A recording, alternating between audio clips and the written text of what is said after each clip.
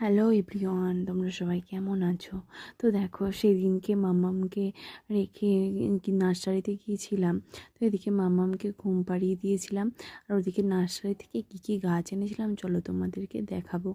তার আগে দেখো, এখন দিনের বেলাতেও খুবই মশা, তাই মাম্মামকে এদিকে ঘুম পাড়িয়ে অল আউটটা জ্বালিয়ে দিয়ে আর চলে গিয়েছিলাম বাইরের ছাদে। তো এদিকে দেখো, কিছু বাদাম নেওয়া হয়েছিল, সেই বাদামগুলো রোদে দিয়েছিলাম, সেগুলো তুলে নিয়েছিলাম, কারণ এখানে খুবই হনুমান, জানো তো।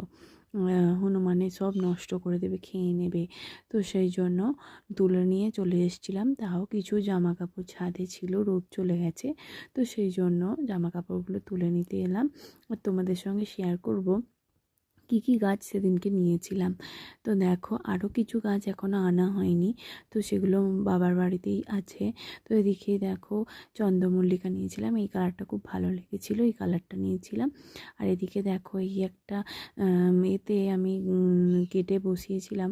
তো এটাতে দেখো কত রকমের গাছ হয়েছে, প্রায় অনেক রকমের 6-7 রকমের গাছ একটা এতেই হয়ে আছে। তো ওটা চেষ্টা করবো অন্য কিছুতে লাগিয়ে দেওয়ার, কারণ গাছগুলো নাহলে অসুবিধা হবে, সব এক জায়গায় হচ্ছে। তো এদিকে দেখো, চন্দ্রমল্লিকা আর একটা নিয়েছিলাম, ওইদিকে জবা ফুলের একটা বড় সারদা জবা নিয়েছিলাম।